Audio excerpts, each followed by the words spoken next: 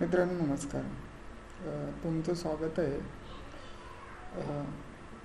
माझा जो YouTube channel आहे त्याच्यावर मी तुमचं स्वागत करतो. मित्रांनो, मी आज तुम्हाला जे बाबासाहेबांनी वेगवेगळे पुस्तकं लिहिली त्यातूनच एक अत्यंत गाजलेलं पुस्तक होतं अनिहिलेशन ऑफ कास्ट, म्हणजेच जातीप्रथेचं निर्मूलन. हे जे पुस्तक होतं, तर या व्हिडिओमध्ये मी आज तुम्हाला या पुस्तकामधील जे महत्त्वाचे मुद्दे होते ते तुम्हाला सांगणार आहे. आणि हे पुस्तक एवढं प्रसिद्ध का झालं आणि आत्ताही ते एवढे मोठ्या प्रमाणात का वाचलं जातं, तर हे जे पुस्तक आहे ते प्रकाशित होण्यामागील त्याची पार्श्वभूमी काय होती, नंतर ते कसं प्रकाशित झालं, हे सर्व तुम्हाला या व्हिडिओमध्ये मी सांगणार आहे. आणि जे बाबासाहेबांचे विचार आहेत ते तुम्ही या पुस्तकामधून ऐकू शकाल, किंवा तुम्हाला ह्या माझ्या व्हिडिओमधून जे बाबासाहेबांचे जातीप्रथेविषयी जे विचार होते ते तुम्हाला कळतील. खरं तर हे पुस्तक म्हणजे एक बाबासाहेबांना एका अधिवेशनासाठी द्यायचं भाषण होतं, पण काही कारणामुळे ते भाषण काही कारणामुळे ते जे आहे अधिवेशन ते रद्द झालं. नंतर बाबासाहेबांनी त्यांचं ते भाषण होतं त्याचं पुस्तक रूपाने प्रकाशित केलं. अशा पद्धतीने त्या पुस्तकाचं प्रकाशित झालेलं होतं. त्याची पार्श्वभूमी काय होती की एक जातपात तोडक मंडळ म्हणून एक संस्था होती. ती स्वातंत्र्यपूर्व काळ होता. स्वातंत्र्यपूर्व काळातील म्हणजे जवळजवळ 1935-36चा हा जो कालावधी होता, या कालावधीमध्ये जो पंजाब प्रांत आहे ज्याच्यामध्ये लाहोर, जालंधर या भागामध्ये ती संस्था जाती प्रथेचे जे काही अवगुण आहेत, जातीप्रथा निर्मूलनाचे काम करत होते. तर खरं तर ही एक आर्य समाजाची संस्था होती. तर आर्य समाज म्हणजे एक स्वामी होते दयानंद सरस्वती. त्यांनी आर्य समाजाची स्थापना 1877 केली. दयानंद सरस्वती हे मूळचे गुजरातमधून काठवाडते आणि त्यांचं मूळ नाव होतं मूळशंकर तिवारी. ते एका ब्राह्मण कुटुंबात त्यांचा जन्म झालेला होता. पुढे त्यांनी भारतामध्ये वेगवेगळ्या ठिकाणी फिरून याच्या जाती प्रथा आहेत, याचे जे अवगुण आहेत हे त्यांनी पाहिलं होतं. आणि त्यानंतर त्यांनी आर्य समाजाची स्थापना केली. आणि आर्य समाजाचा विचार होता किंवा त्यांचं ब्रीद वाक्य होतं, वेदांकडे चला. तर वेद म्हटलं की आपल्याला चातुर्वर्णाचा पुरस्कार करणारं एक हिंदू धर्मशास्त्र आहे हे माहिती आहे, ज्याच्यामध्ये ब्राह्मण, क्षत्रिय, वैश्य, शूद्र यांचा उगम कसं झालं हे त्या वेदांमध्ये लिहिलेलं आहे. आणि त्याचा पुरस्कार हे आर्य समाज करत होता. ह्याचीच एक शाखा ही जातपात तोडक मंडळ होते. आता जातपात मंडळाचे कार्यवाहक होते संताराम त्यांचं नाव होतं. तर ते बाबासाहेबांचे जे विचार होते ते लोकांसमोर मांडायचे. तर हा जो कालावधी होता हा 1935-36चा कालावधी होता. त्यावेळेस बाबासाहेबांनी आतापर्यंत बरेच आंदोलन केले होते, जसं की महाडचा सत्याग्रह, नंतर मनुस्मृतीचं दहन, तसेच गोलमेज परिषदेमध्ये बाबासाहेबांनी भाग घेऊन कम्युनल अवॉर्ड होते ते आपल्या पदरात पाडले होते. तसेच पुणे करार आणि असे वेगवेगळे सामाजिक कार्य बाबासाहेब करत होते. आणि ते त्यावेळेस बाबासाहेब प्रसिद्ध झाले होते.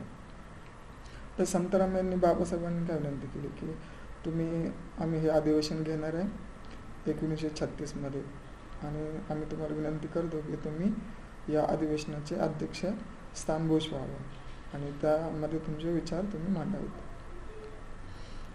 बाबासाहेबांनी सुरुवातीला याला नकार दिला, पण नंतर त्यांनी जे जातपात तोडक मंडळ होते त्यांनी बाबासाहेबांनी खूपच विनंती केल्या, पत्र लिहिली आणि अशा पद्धतीने बाबासाहेबांनी ते मान्य केलं की ठीक आहे, मी तुमच्या ज्या अधिवेशनाचं त्याचं अध्यक्षस्थान भूषवतो आणि त्यात माझे काही विचार असेल ते मांडतो. आणि हे अधिवेशन 1936मध्ये लाहोर या ठिकाणी घेण्याचे ठरले. आता सुरुवातीला बाबासाहेबांना सांगितलं की तुम्ही जे भाषण लिहिणार आहेत ना, तर त्याची एक प्रत आम्हाला द्या. आम्ही त्याचं परीक्षण करतो आणि त्यात जर आम्हाला काही मुद्दे खटकले तर आम्ही ते तुम्हाला सांगतो. त्यानंतर बाबासाहेबांनी त्यांचं भाषण लिहिलं आणि त्याच्या काय प्रती त्यांनी जातपात मंडळाचे जे कार्यकर्ते होते त्यांच्याकडे दिल्या. त्यानंतर त्यांनी सांगितलं की ठीक आहे, आम्हाला याच्यामध्ये काही असे विशेष काही मुद्दे वाटत नाहीत, तुम्ही आता ह्याच्या 1500 प्रती छापा. त्याच्यासाठी मी तुम्हाला एक मनी ऑर्डर पाठवतो. अशा पद्धतीने त्यांनी बाबासाहेबांना हे भाषणाच्या प्रती छापायला सांगितल्या. बाबासाहेबांनी त्या छापून पण घेतल्या. त्याच्याजवळ 1500 प्रती त्यांनी आपल्याविषयी छापून ठेवल्या. ह्याचा पण एक असा किस्सा झाला की हा प्रती लाहोरमध्ये छापायच्या का मुंबईमध्ये छापायच्या. पण बाबासाहेब म्हटले नाही, मी ह्या मुंबईमध्येच छापणार आहे. नंतर बाबासाहेबांनी ते स्वतः छापून घेतलं. पुढे काय झालं की त्यांना परत एक 15-20 दिवसानंतर तार आली की आपण काही कारणास्तव हे जे अधिवेशन आहे ते कॅन्सल करतो. आणि त्यामध्ये त्यांनी एक असं सांगितलं की तारामध्ये असे म्हटलं की तुमचे काही मुद्दे आहेत ते तुम्ही आता त्यातले काही तुम्ही वेदावर काय तुम्ही तुमचे जे आक्षेप आहेत, तुम्हाला जे ऑब्जेक्शन घेत आहे तुम्ही त्या ह्याच्यावर काय मुद्दा वेदांवर किंवा हिंदू धर्मशास्त्रावर, तर ते तुम्ही तेवढं तुमचे ते काय मुद्दे आहेत ते काढा. तसेच तुम्ही आताच नुकतीच घोषणा केली की मी आता म्हणजे त्यावेळेस बाबासाहेबांनी अशी घोषणा केली की मी जर हिंदू जरी म्हणून जन्माला आलो असाल ते तर माझ्या काही हातात नव्हतं, पण मी आता हिंदू म्हणून काय मारणार नाही, मी माझं धर्म परिवर्तन करणार आहे, अशी बाबासाहेबांनी नाशिकमधील येवले या ठिकाणी घोषणा केली होती. ही 1935च्या आसपास बाबासाहेबांनी घोषणा केली होती. हा पण मुद्दा जातपात मंडळ जे होते त्यांनी बाबासाहेबांनी सांगितला की आता तुम्ही तर काय असं संकेत देत आहे की आता मी हिंदू धर्म सोडणार आहे, तर मग आता काय करणार. या 2-3 पार्श्वभूमीवर आम्ही आमचं अधिवेशन कॅन्सल करतो. अशा पद्धतीने ही एक पार्श्वभूमी तयार झालेली होती. आता याच्यामध्येच नंतर काय केलं बाबासाहेबांनी की त्यांचं जे भाषण होतं ते प्रसिद्ध केलं. त्याच्या 1500 प्रती आहेत ते त्यांनी प्रकाशित केल्या आणि त्या काही 1-2 महिन्यामध्ये त्या पूर्ण 1500 प्रती विकल्या गेल्या. ते एवढं प्रसिद्ध झालं ते पुस्तक की लोकांना उत्सुकता होती की बाबासाहेबांनी या पुस्तकामध्ये काय लिहिलं की ज्याच्यामुळं या अधिवेशनच कॅन्सल झालं. नंतर हे ज्यावेळेस पुस्तक प्रकाशित केले त्यानंतर गांधीजींनी एक त्यांचे जे वृत्तपत्र होतं त्या वृत्तपत्रामध्ये याच्यावर टीका केली. बाबासाहेबांनी त्याला पण उत्तर दिलं आणि काय गांधीजींनी संतारामला पत्र लिहिली होती, संतारामनी गांधीजींना काय पत्र लिहिली होती. तर ह्या पत्रांचं पुढे बाबासाहेबांनी ज्या नवीन आवृत्त्या निघाल्या पुस्तकाच्या त्याच्यामध्ये त्यांनी प्रकाशित ॲडिशन करून त्या अनेक्षर म्हणून प्रसिद्ध केलं. अशा प्रकारे हे पुस्तक प्रसिद्ध झालं आणि हे पुस्तक खूपच गाजलं. तर बाबासाहेबांनी नक्की या पुस्तकामध्ये काय मुद्दे मांडले होते, तर ते जे भाषण होतं त्या भाषणाची सुरुवात करताना बाबासाहेब म्हणतात की ही जी जात प्रथा आहे, याच्या अगोदर एक सांगतो की हे जे भाषण होतं त्याचा विषय होता भारतातील जाती. ह्या विषयावर बाबासाहेबांना भाषण द्यायचं होतं. तर आता ह्या पुस्तकामध्ये काय लिहिलेलं होतं की बाबासाहेबांनी ज्यावेळेस सुरुवातीला त्यांच्या भाषणाची सुरुवात केली त्यामध्ये त्यांनी असं लिहिलं की जे सामाजिक बदल आहेत किंवा आपण आता राजकीय स्वातंत्र्यासाठी झटतोय, तर हे काय आत्ता नवीन आहे का, काय पूर्वीपासून करत होते. तर याचा बाबासाहेब एक दाखला देतात की काँग्रेसची एक शाखा होती सामाजिक चळवळ, जी समाज सुधारणा अगोदर करायचे असं त्यांचं म्हणणं होतं. पण ते राजकीय जे काँग्रेसचा जो राजकीय विभाग होता ते पॉलिटिकल फ्रीडम याच्याविषयी त्यांना ते लोक काय राजकीय पॉलिटिकल फ्रीडमसाठी ते त्यांचा आग्रह होता. तर आता बाबासाहेब म्हणत होते की ते म्हणतात की ही जी सामाजिक संस्था होती म्हणजे काँग्रेसची आणि राजकीय संस्था, काँग्रेस सुरुवातीला त्यांचे एकत्र अधिवेशन असायचे आणि काँग्रेसचा हा विषय होता, त्याच्यामुळे काय मतभेद नव्हते. सामाजिक परिवर्तन पण झाले पाहिजे, राजकीय परिवर्तन पण झाले पाहिजे, असं त्यांचं म्हणणं होतं. पण नंतर पुढे पुढे काय झालं की सामाजिक चळवळ ही मागे पुढत गेली आणि राजकीय चळवळ जे होते त्यांनी पुढे जे राजकीय पुढारी होते त्यांनी राजकीय स्वातंत्र्य मिळवण्यासाठी जास्त प्रयत्न केले आणि सामाजिक चळवळीला मागे पडले. त्याच्यामध्ये एक बाबासाहेब उदाहरण देतात की 1892 अलाहाबादमध्ये एक काँग्रेसचं अधिवेशन झालं होतं. तर त्या अधिवेशनाचे अध्यक्ष होते व्यमेशचंद्र बॅनर्जी. तर त्यांनी त्या अध्यक्ष भाषणात असं म्हटलं की ठीक आहे, आमच्या मुली काही शाळेमध्ये जात नाहीत किंवा आमच्या विधवांचे विवाह होत नाहीत, आमच्याकडे विधवा विवाह करण्याची प्रथा नाही आहे, आमच्याकडे सती जाण्याची प्रथा आहे किंवा बालविवाह करण्याची प्रथा आहे. हे आमचे दुर्गुण आहेत. मग याचा अर्थ असं नाही की आम्ही राजकीय स्वातंत्र्य मिळवले नाही पाहिजे, हे असं त्यांनी त्यांच्या भाषणात सांगितलं. आणि त्यांनी असं म्हटलं की आता ठीक आहे, ही सामाजिक चळवळ आम्हाला तर गरज नाही याची, आमचे एवढे काही म्हणजे ते काही महत्त्वाचे मुद्दे नाहीत, आम्ही राजकीय स्वातंत्र्य मिळवण्यासाठीच प्रयत्न करणार. हा एकदम शेवटचा हा जो होता शेवटचा एकदम आपण काय म्हणू की त्याला प्रयत्न होता की त्याच्यानंतरच सामाजिक चळवळ जे होते ते मागे पडत गेले आणि नंतर त्याला कोण नेताच नाही राहिला आणि ती बंद झाली. तर मग बाबासाहेब ह्याला म्हणतात की ठीक आहे, तुम्ही असं म्हणता की आमच्या विधवांचे विवाह होत नाही, आमच्याकडे बालविवाह करण्याच्या प्रथा आहेत, आमच्या मुली चांगल्या कॉलेजमध्ये जात नाहीत, पण हेच का तुमचे प्रश्न आहेत? भारतामध्ये काय हिंदू धर्मामध्ये आणखीन दुसरे काय प्रश्न नाहीत का? त्याच्यासाठी बाबासाहेब आणखी काय उदाहरण देतात. त्याच्यामध्ये ते इंदोर या भागामध्ये एक काही सुवर्ण जाती लोकांनी एक दलित समाज होता बलिया, त्यांच्यावर काय बंधन घातलं, त्यांच्या पुढे काय अटी मांडल्या. त्या अटी अशा होत्या की हे जे बलिया दलित लोक आहेत ह्यांनी चांगले कपडे नाही घालायचे, ह्यांनी सोन्या चांदीचे दागिने नाही घालायचे. ज्यावेळेस सुवर्ण जातीच्या लोकांना त्यांच्या कामाची दलित लोकांची गरज असेल त्यांनी यायचं, त्यांचं काम करायचं, त्या बदल्यात मोबदला काय मागायचा नाही. त्याच्यानंतर ते जे बलिया लोक होते त्यांनी हे नाकारलं आणि त्यांनी मान्य नाही केलं की आम्ही हे करणार नाही. त्याच्यानंतर यांना ह्या बलिया जातीच्या लोकांना ते इंदोरमधून ते काय पूर्वापार चालत तिथं आलेले राहत होते, त्यांचे पूर्वीची पिढी तिथं राहत होती, त्यांना ते सगळे गावं सोडून जावं लागलं. नंतर ते लोक वेगवेगळ्या ठिकाणी गेले, जसे काही लोक भोपाळला गेले, नंतर काही ग्वाल्हेरला गेले, काही देवासला गेले, काही धारला गेले, असे विखुरले गेले. आणि त्यांचं जे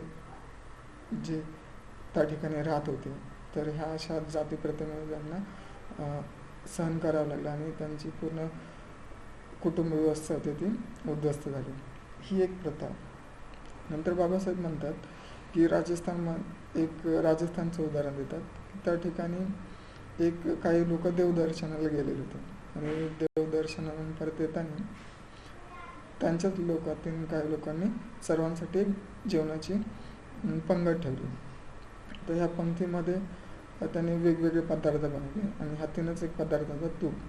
तर हे तूप सुवर्ण लोकांचं असं म्हणणं होतं की तूप हा पदार्थ फक्त आम्हीच वापरणार, गरीब किंवा दलित लोकांना हा वापरायचा नाही. पण त्या लोकांनी तो त्यांच्या जेवणामध्ये वापरला आणि पंगत बसलेलीच होती. आणि हे काय सुवर्ण लोकांना कळाले. नंतर ते सुवर्ण लोक काट्या कुऱ्हाड्या असे घेऊन आले आणि ह्या दलित अस्पृश्य लोकांना त्यांनी मारलं. त्यांच्या पंगतीमधल्या जेवणाच्या जे काय ताट असतील ते फेकून दिले आणि त्यांच्या अन्याय केला. अशा पद्धतीने बाबासाहेब हे एक उदाहरण देतात. म्हणतात हे जे आहे, ही जी जात प्रथा आहे, हे नाही का तुम्हाला दिसत? नंतर पुढे बाबासाहेब म्हणतात अशा पद्धतीने तुम्ही म्हणता की आमच्याकडे सामाजिक चळवळच आवश्यक आहे, ह्या चळवळ नाही, ही सामाजिक चळवळीची गरज नाही का? अशा कुप्रथा आहेत त्या नष्ट करण्यासाठी. नंतर पुढचा मुद्दा बाबासाहेब असं म्हणतात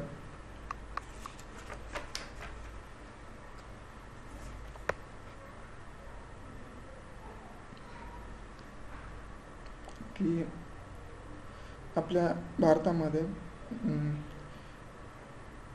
समाजवादी काही लोक आहेत, म्हणजे कार्ल मार्क्स आहेत, त्यांचे जे विचार समाजवाद हा त्यांनी नवीन विचार आणला होता, त्या विचाराचे काही पुरस्कर्ते आपल्या भारतामध्ये आहेत. आणि त्या समाजवादी लोकांचं असं म्हणणं आहे की सामाजिक क्रांतीची गरज नाही, राजकीय क्रांतीची गरज नाही, सगळ्यांचं जे आहे जे क्रांती होऊ शकते किंवा जे बदल होऊ शकतात त्यासाठी समाजवादाची गरज आहे, सामाजिक क्रांतीची गरज आहे, किंवा आर्थिक क्रांती.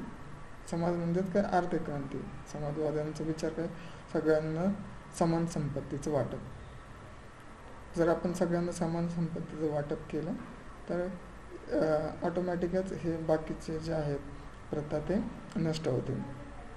तर हा विषय बाबासाहेब म्हणतात की ठीक आहे, लोकांची आर्थिक प्रगती झाली, म्हणजे याच्यामध्ये काही सामाजिक बदल होईल का? असं जर असेल तर लोक मग जे आर्थिकदृष्ट्या संपन्न लोक आहेत ते मग मक्काला का जातात, बनारसला का जातात, आणि जे फकीर लोक आहेत त्यांच्याकडे का, साधू संत आहेत त्यांच्याकडे का जातात? हे एक सामाजिक बंधन आहे की एक चालीरीती आहे की जे आपण नष्ट नाही करू शकत. त्यातून आपण आपण आर्थिक प्रगती किती केली तरी सामाजिक बदल घडल्याशिवाय आपल्याला ही जात प्रथा नष्ट करता येणार नाही, हे बाबासाहेब मुद्दा म्हणतात.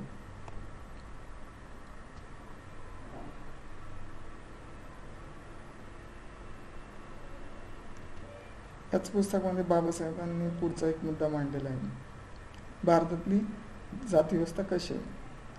तर काही लोकांचं असं म्हणणं आहे की ही काही जातीव्यवस्था नाही आहे, हे कामाचं विभाजन आहे, की काही लोक शिक्षण देण्याचं काम करतात, उद्योग देण्याचं काम करतात, काही संरक्षण करण्याचं काम करतात, काही व्यापाराचं काम करतात आणि काही सर्व्हिस देण्याचं काम करतात. हे एक डिव्हिजन ऑफ लेबर आहे, ही काही जात प्रथा नाही. तर असे काही लोकांचं म्हणणं होतं. तर बाबासाहेब याच्यावर म्हणतात, भारतातली ही जी ठीक आहे की एखादे समाज असेल त्यामध्ये हे विभाग असतील, पण जर आपण युरोपमध्ये पाहिलं तर अशी जे डिव्हिजन ऑफ लेबर आहे त्याच्यामध्ये काय, समजा एखादा कारपेंटर असेल तर तो एखादा व्यापार करू शकतो, किंवा व्यापारी असेल तर तो कारपेंटर बनू शकतो, तिथं ते होतं. पण भारतामध्ये असं होत नाही. एखाद्या माणसाने जो एका जातीमध्ये जन्म घेतला तर त्याला त्याच्या वडिलांचं जे काम आहे तेच त्याला काम करावं लागतं. एखादा समजा सुतार असेल तर तो जाऊन काही ब्राह्मणाचं काम नाही करत, म्हणजे हे करता येत नाही त्याला, किंवा एखादा ब्राह्मण असेल तर तो काही सुताराचं काम नाही करत. तर ही जी भारतातली व्यवस्था आहे आणि युरोपमधील जे डिव्हिजन ऑफ लेबर दिसतं हे दोन्ही समान नाही, हे दोन्ही वेगवेगळे आहे. भारतातील जी व्यवस्था आहे ती जाती व्यवस्था आहे आणि ते काही लोकांनी आपल्या स्वार्थासाठी निर्माण केलेली आहे, असं बाबासाहेब त्याच्यामध्ये मानतात. बाबासाहेब असं पण म्हणतात की एखाद्याला लायकी आहे, त्याच्याकडे ज्ञान आहे, तर त्याला चांगलं काम करू द्या, की त्याची किती लाखो लोकांची कॅपॅसिटी आहे, किती वेगवेगळे काम करू शकतात. अनेकांना असे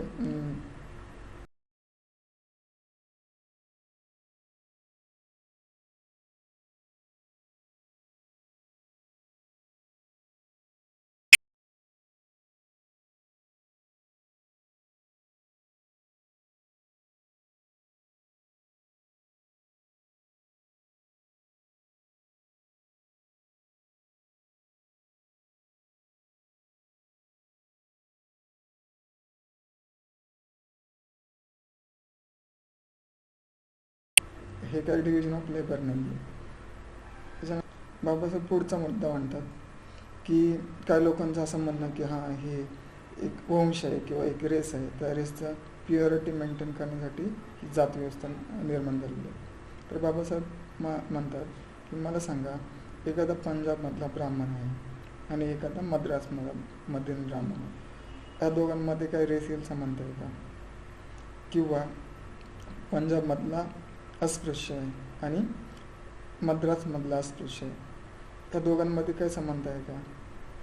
त्याऐवजी आपण जसं पाहिलं की पंजाबमधील ब्राह्मण आणि पंजाबमधील अस्पृश्य या दोघांमध्ये रेसियल समानता आहे.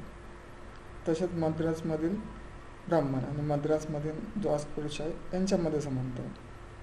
आणि असं पण आता सिद्ध झालं आहे की भारतामधील एक पण म्हणजे शुद्ध रक्ताचं राहिलेलं नाही. कारण प्रत्येक जवळजवळ 90% जास्त लोकांमध्ये जो फॉरेन ब्लड स्ट्रेन आहे तो आढळून आलेला आहे. तुम्ही कशावर म्हणता की हे जे आहे एक वंशाचं शुद्धता राखण्यासाठी ही जाती व्यवस्था निर्माण झाली.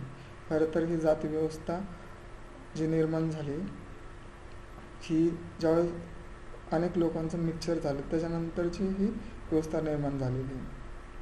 तर ही काही एखाद्या वंशाची शुद्धता राखण्यासाठी किंवा त्यांचं रक्त शुद्ध राखण्यासाठी निर्माण झालेली व्यवस्था नाही आहे. भारताची जी जात व्यवस्था आहे त्याच्यामुळे भारतातील जे हिंदू आहेत ते कम्प्लिटली डिऑर्गनाइज झालेले आहेत. त्यांची मॉरॅलिटी आहे किंवा त्यांची डिग्निटी पूर्णतः नष्ट झालेली आहे. याचं मुख्य कारण म्हणजे ही भारतातील जाती व्यवस्था आहे. तर प्रत्येक जात ही वेगवेगळे समूह आहेत आणि कुठल्याही जातीला दुसऱ्या जातीविषयी प्रेम नाही आहे. प्रत्येक जात वेगवेगळ्या जातींविषयी मनामध्ये काही ना काही कटुता ठेवूनच असते. आत्ताचंच आपण राजकारण पाहिलं तर आपल्याला वेगवेगळ्या जातीचे नेते दिसतात. असं कुठलाही नेता आपल्याला दिसत नाही की तो सगळ्यांचं नेतृत्व करेल. हे आपण आत्ताही पाहू शकतो. तर बाबासाहेब म्हणतात की ही जे हिंदू लोक आहेत ते ह्या जाती व्यवस्थेमुळे पूर्णतः डिमॉरलाइज झालेले आहेत. आता हिंदू नाव कुठून आलं? तर हे ॲक्च्युली हिंदू नाव हे जे परकीय मुसलमान जे आक्रमक होते त्यांनी हे भारतातील लोकांना दिलेलं नाव होतं. कारण ते त्यांना वेगळ्या पद्धतीने त्यांची ओळख ठेवायची होती त्यांना. म्हणून हे जे लोक होते भारतातील त्यांनी हिंदू नाव दिलं. ॲक्च्युली हे मूळचं भारतात आपल्याला हिंदू हे कुठल्या धर्मग्रंथ किंवा संस्कृत ग्रंथ किंवा एखादं शिलालेख यामध्ये आपल्याला जोपर्यंत मुसलमान आक्रमक भारतामध्ये आले नाहीत तोपर्यंत आपल्याला हे नाव दिसलेलं नाही. म्हणजे हे ॲक्च्युली खरा हा धर्म नाही आहे, हे दुसऱ्या लोकांनी आपल्याला दिलेलं नाव आहे. तर बाबासाहेब म्हणतात की अशा पद्धतीने भारतातली जाती व्यवस्था आहे. म्हणजे नष्ट करण्यासाठी काय करावं लागेल? तर काही लोकांना असं करत की इंटरकास्ट मॅरेज किंवा इंटरकास्ट डिनर हे काही त्यावेळेस हे जे होते जातपात तोडक मंडळ त्याचं ते आयोजन करत असत. पण ह्यांनी काय जातप्रथा नष्ट होणार आहे का? नाही. तर खरं जातप्रथा नष्ट होण्यासाठी वेगवेगळे जाती समूह आहेत त्यांच्यामध्ये चांगल्या पद्धतीने कम्युनिकेशन झालं पाहिजे, एकमेकाविषयी प्रेम निर्माण झालं पाहिजे. पण हे आपले जे धर्मग्रंथ आहेत ते आपल्याला करू देत नाहीत. कारण धर्मग्रंथामध्येच जातप्रथेचं जी जातप्रथा आहे त्याचं ही जी जातप्रथा आहे याचा स्तुती केली किंवा आपण जातप्रथेचा पुरस्कार केलेला आहे असं म्हणू शकतो. तर हे जे धर्मग्रंथ आहेत हे नष्ट केले पाहिजेत. लोकांमध्ये जी भावना आहे समानतेची, प्रेमाची ही जर आपण वाढवली आणि जे जातीची जी भावना आहे ती नष्ट केली तर आपण हे जातप्रथा नष्ट करू शकतो. अशा पद्धतीने हे बाबासाहेबांनी लिहिलेलं भाषण होतं आणि हे भाषण खूप मोठ्या प्रमाणात गाजलं. भारतामध्ये खूप मोठी उलथापालथ झाली आणि हे पुस्तक आजही लोकांनी वाचावं असं आहे. तर हे खूपच चांगलं पुस्तक आहे, तुम्ही नक्की वाचा.